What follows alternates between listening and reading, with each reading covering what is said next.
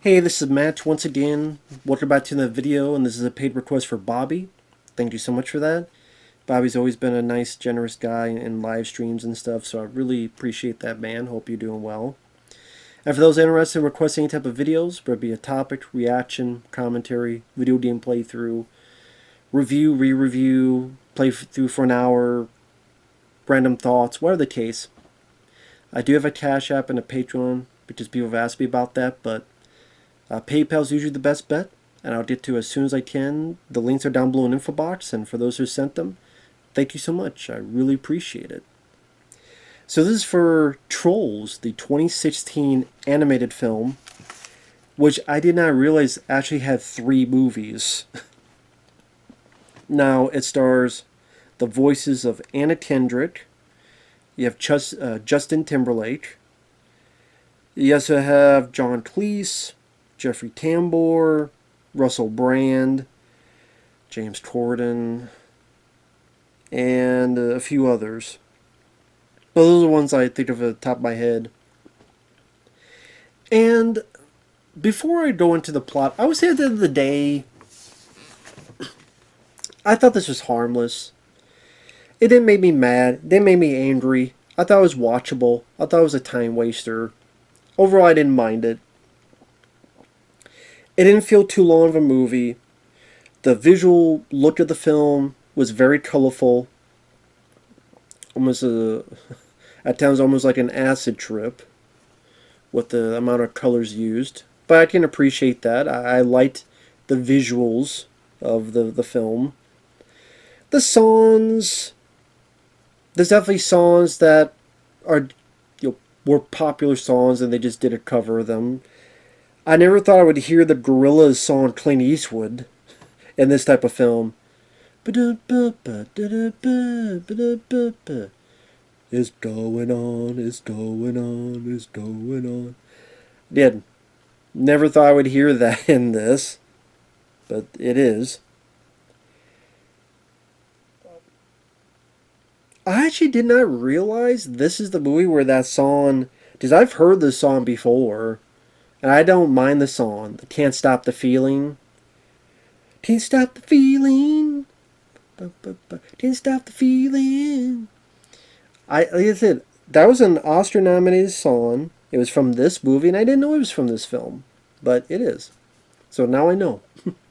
But I actually don't mind that song. I mean, the plot is nothing special. It's trolls will sing, they dance, and they hug. And it's a movie based on those troll dolls. There's a flashback to the king of those trolls, Jeffrey Tambor, frees his brethren, as well as his daughter, frees them from this tree that's stuck in this village of these big, human-like. Those seem like the trolls that will live under a bridge type of trolls. Called Bergens. So I'd probably say they're the same height as us, while the trolls are this tall. And apparently what they do is every once in a while they'll eat a troll. The reason these Bergens will eat a troll is because they say this will make them happy. The only way you can have the emotion of happiness is if you eat one of these. And so John Cleese is the king of the Bergens. Of course, John Cleese from Monty Python and some of the James Bond films. He was not Q, but the guy who replaced him. He's been in a lot of stuff, John Cleese. He is going to have his son eat his first little troll in order to finally have him experience the emotion of happiness. But what happens is they go into it, they've escaped, all that's left is like a wood carving, but it's like the old troll doll with the hair. So that's I mean, it's weird to have a movie based on the troll dolls, but I mean, hell, they did a movie on Barbie and it made $1 billion, so there you go. Of course, that was after this, but I'm just saying. So after this escape, where they escape through these tunnels, is 20 years later. Anna Kendrick is the daughter grown up to Princess Poppy. And there's a lot of times where they just stop the film and they sing. It's just one of those movies. And like I said, these trolls, they're in an isolated area. They all love each other. They're all very positive. They either sing or dance or hug. And they're singing like Shake Your Hair and Feel United and all this other stuff. And the only one that ain't having it is Justin Timberlake as Branch, who has no color on his skin. So I'm like, he's an albino? No, but he's gray. He has no color. He's cynical. He's always warning them the Bergens are going to come. You gotta stop singing or the Bergens are going to come. No one believes him. They think he's Chicken Little. The sky is falling. The sky is falling. Russell Brand is his guru Zen guy. This guru Zen guy that will say Namaste. So, in other words, a pretentious dick. Who is kind of the boyfriend of Princess Poppy.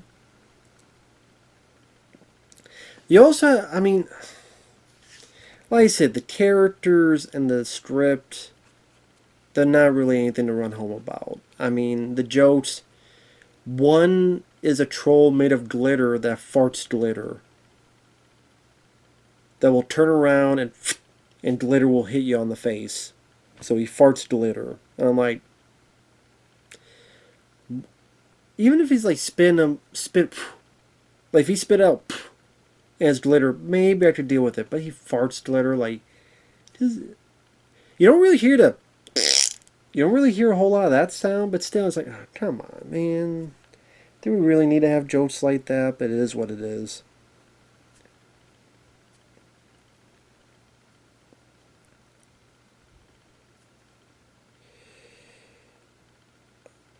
One thing leads to another. Branch keeps warning them. He has a little compound, kind of like these microgross tremors, that he keeps safe.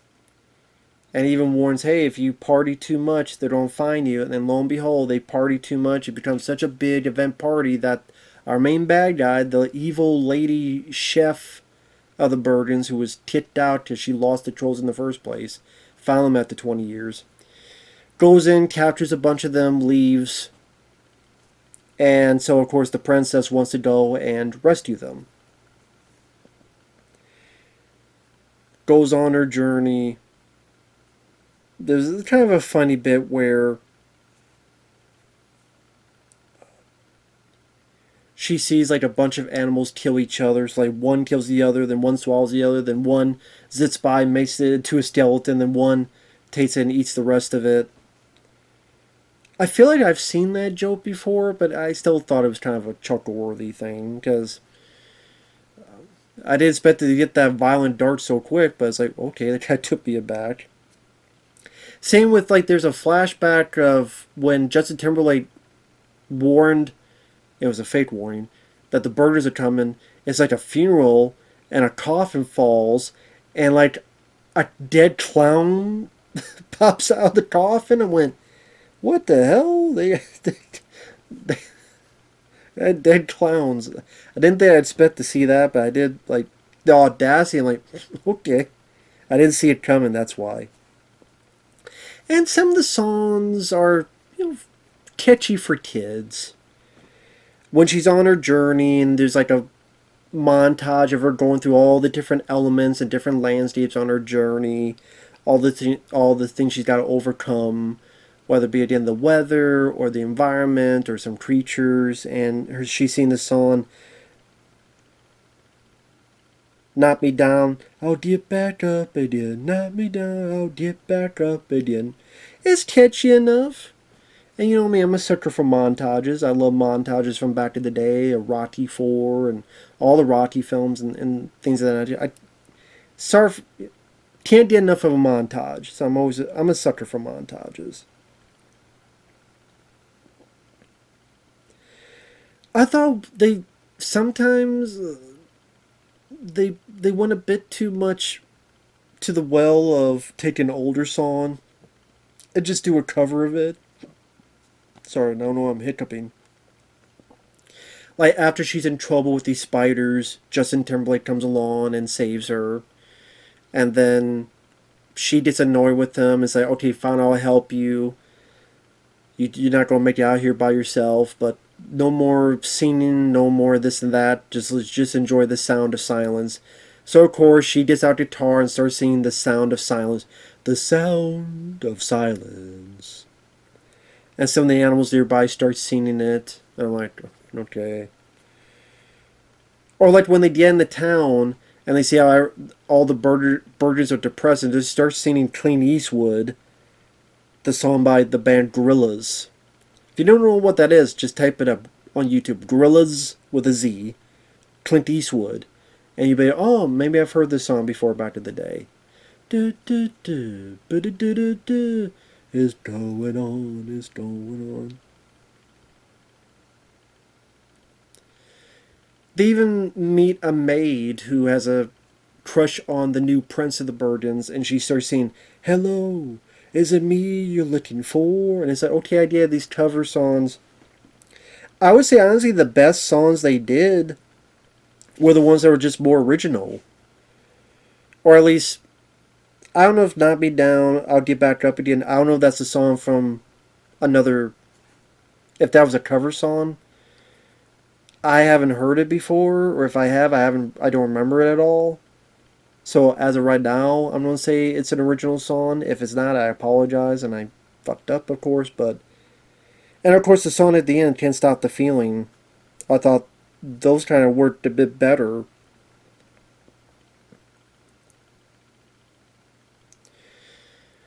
One character I did like that Sally was not in it much, he's only in like 2 scenes, was when they're on their journey, there's this Cloud who just wants to be a complete dick to them.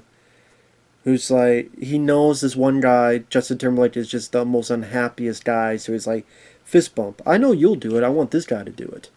Oh, come on, man. What did he say? Like, come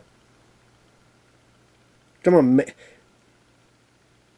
Oh, no, he wants a high five. That's what, he wants a high five. Come on, give me a high five. Little slappy to make daddy happy. I'm like, are you Vince Vaughn? That sounds like something Vince Vaughn would say. And like Swingers or Made. Come on, little slappy, make daddy happy. You know, surprised they didn't get Vince Vaughn for that part. But maybe that's why I kind of chuckled at it, because I kept thinking it doesn't sound like Vince Vaughn, but the way he talked sounded like a Vince Vaughn type of character in a comedy. And like I said, I do like Vince Vaughn. I like him. Not when he plays Norman Bates, but I like Vince Vaughn. So. And maybe just the fact that Cloud is a living being or just being a bit of a dick. And then when he does something, the Cloud grabs his hand and starts making fun of him playing with that fist bump. Oh, I'm like, he does all these things with the hand, like, I'm this, I'm a turkey, like, all this stuff to make your hand look like something. I thought, some about that I laughed at, I chuckled at. I wouldn't say I laughed, I chuckled at it, to be honest. Like, just thought it was kind of cute, and they just, and maybe because he was being a dick to Justin Timberlake, and that was fine with me, because that's one negative. I do not like Justin Timberlake. He's a good singer, and he worked on the song Can't Stop the Feeling. I liked his singing. I liked his song at the end. I do not think he's a good voice actor. I don't really like him as a person either. I don't know, as a person, he gives me kind of two-faced vibes. Especially the whole, was it Janet Jackson? Wasn't he involved with that, with the Super Bowl? And then he, like, let her take all the blame, and even though it was all planned, and it's like, I didn't do anything. And, I think it was that, but yeah. I'm not a fan of Justin Timberlake as a person, but I do like his singing. I do not think he needed to be the actor in this. I think they should have got someone to be an actual voice actor and just have Justin do the singing. Just they've done that before. You have one guy do the voice acting and one guy do the singing. Just have an actual voice actor who has who knows about this profession, that knows how to make these things work. But that's something that's been happening more and more often with animation is it's not about getting the best voice actor, it's getting famous people to just do their voices. So you don't give like if Transformers 1 that's coming out. Maybe by the time this is up it is out. Okay, we're gonna do a Transformers prequel. I'm not a fan of some of the tone they're putting into it. But maybe if you get actual voice actors who know what they're doing and to really implement these characters and fulfill what these characters accomplish, then maybe I'd be interested in. But they're not into that because they feel that's not going to sell a ticket. They feel selling a ticket is put all these names. But I'm like, do you think Chris Hemsworth sells tickets? He didn't sell tickets to Ghostbusters 2016. He didn't sell tickets to Vacation. Remember that movie? He didn't sell tickets to Black Hat. He didn't sell tickets. Hell, some of his more successful films are films that went to Netflix, like Distraction and Distraction 2. We didn't need to buy tickets. Thor Love and Blunder. That was lame as hell. That was awful. And then what was it? T.D. Michael T? Yeah, because his name really helped make The Predator a big hit. Because he was in that film. I forget who else. Scarlett Johansson. Just Black Widow was such a great movie, right?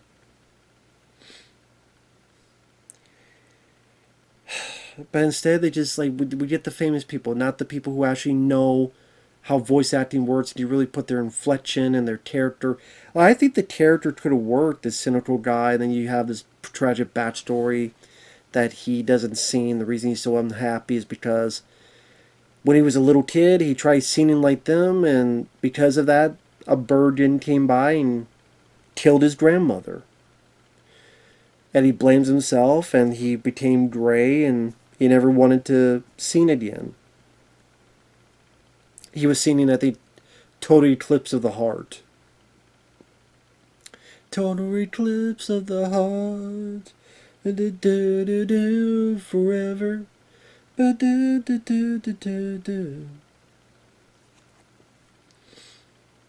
I thought like that song I didn't mind it in that because it's a little kid singing and maybe it's a song he's heard before, and I thought it worked in that. But like I don't think you need the sounds of silence in there, and that Gorillaz cleans would seem like kind of out of the blue. Like part of me is like I like the song, so it was kind of fun to hear that because I haven't heard that in a long time. I can't think of another film that's referenced that song, but I don't know if all the movies, the Trolls film references that song, so man, I'm going 50-50 on that, but Justin Timberlake I don't think is a good voice actor. It's just his line reads come off as very bland, very forced. Like, I'm serious, I'm being cynical here.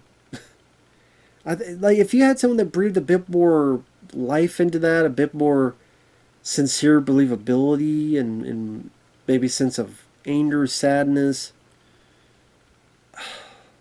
I don't know, Justin Timberlake, they cast him because he would work on the music, and especially the song at the end. So yeah, I don't think he's a great actor.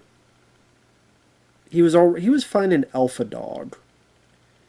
But he did, what, that In Time movie? No.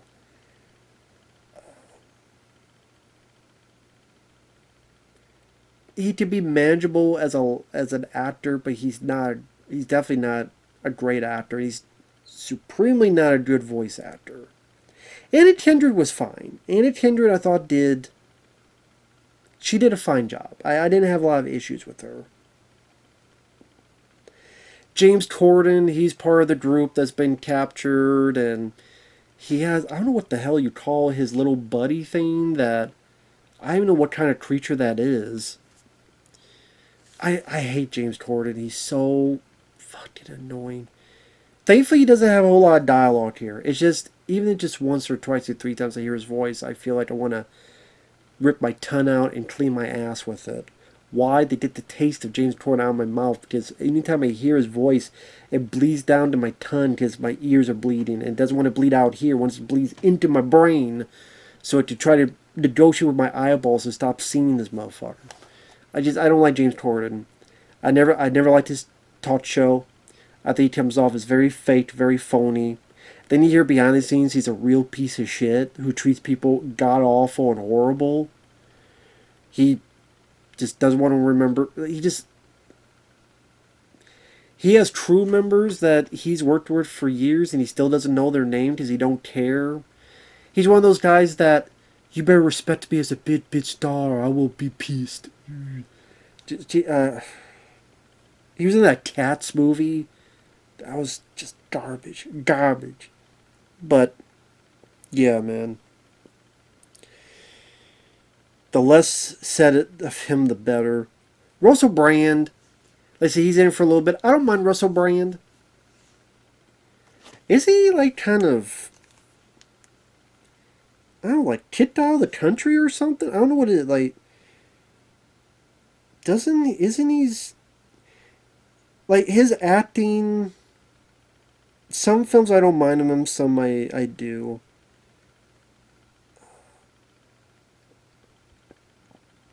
I'm trying to remember.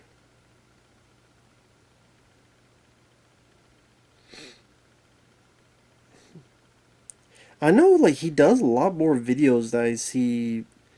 To be fair, I haven't watched a whole lot of the episodes, but... Yeah, political comedy web series.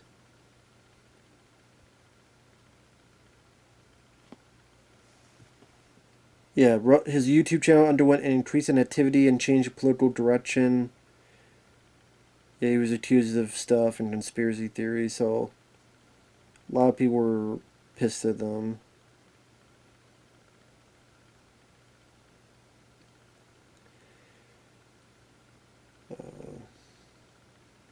Yeah. Yeah, I know a lot of stuff happened with that guy. So I don't know about him.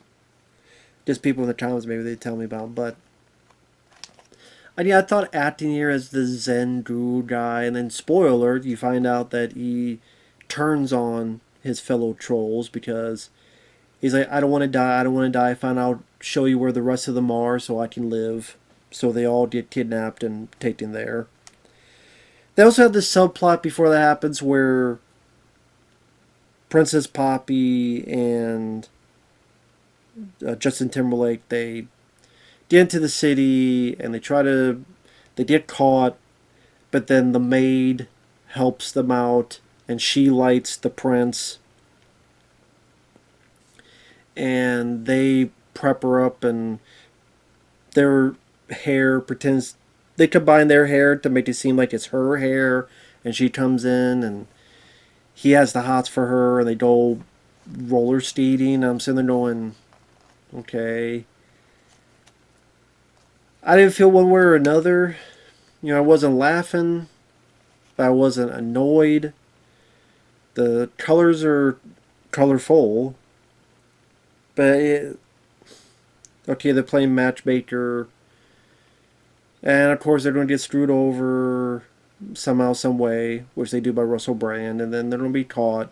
Then all hope is lost, and in fact, all of them turn gray. But of course, Justin Timberlake is going to be the one to finally come out of the shell and finally start singing again. Because we established that he'd never sing again, so of course that means he's going to sing again eventually, which he does.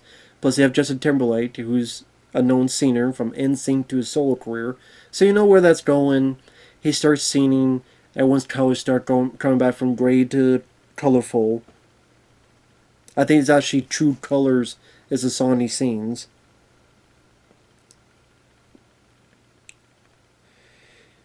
And then pretty much the trolls to leave, but they decide to come back to help that maid out, which was nice. Shows that they got a little bit to the spine of these characters. And they pretty much say, no, you don't need to eat this. Open your heart, let the music take control. Get to the song of Can't Stop the Feeling.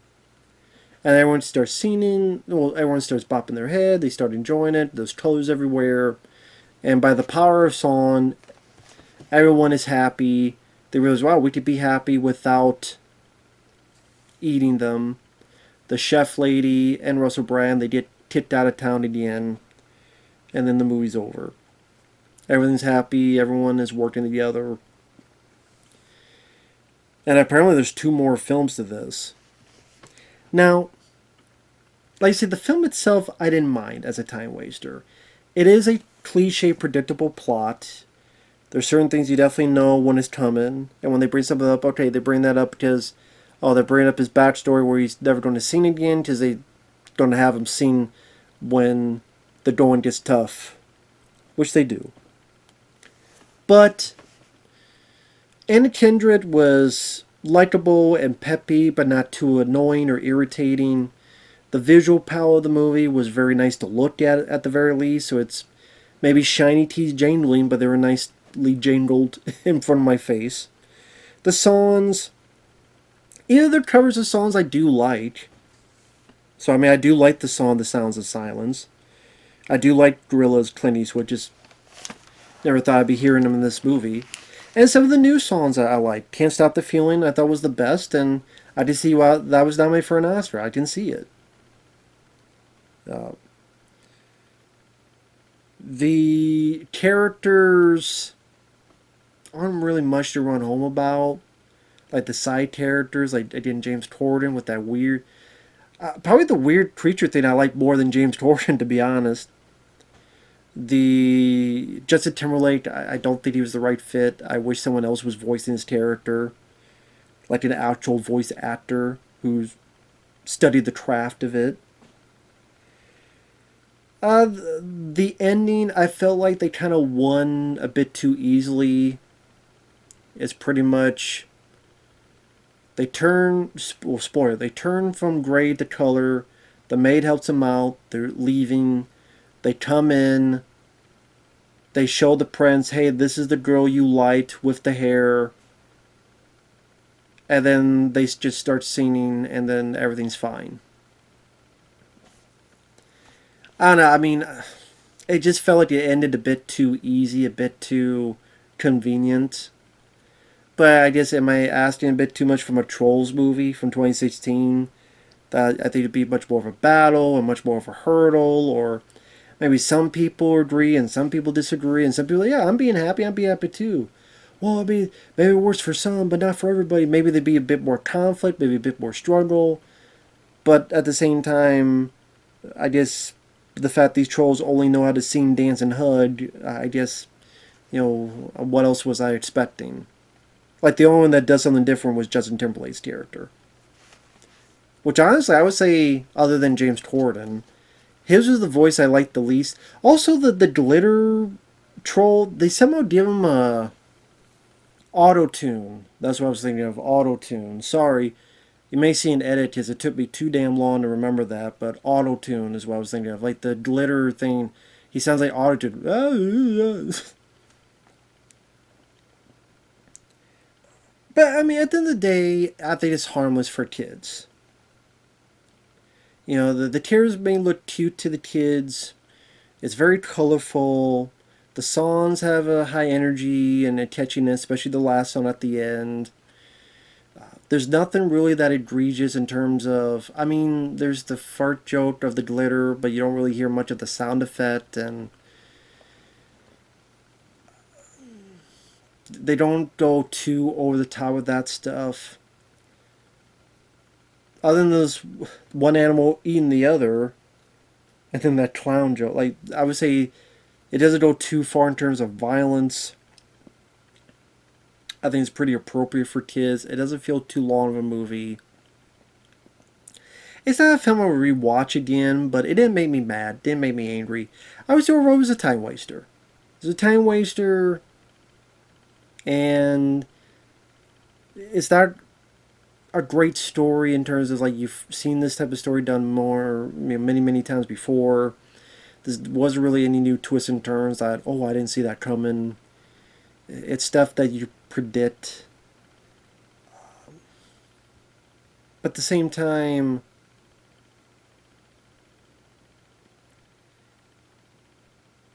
credit to the visual guys, the animation guys.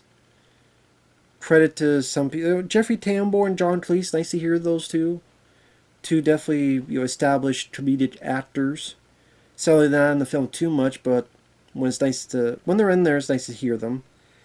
I say Anna Kendrick had worked well for the lead for this type of character, but thankfully didn't make her too irritating, at least to me. The songs are, for the most part, catchy enough and give you a bit of a feel-good feeling that maybe, especially if you're with kids, you're looking for. And I say there's not wall-to-wall fart jokes and not a whole lot of like out-of-the-blue pop culture references, like people repeating lines of dialogue that they've heard in movies and stuff. At least not that I could recall, because some movies do that. So it didn't do a whole lot of that, which I appreciate. So overall, it's a time waster. It is what it is. With that said, thanks for watching. Take care, and we'll see you guys later. Bye-bye.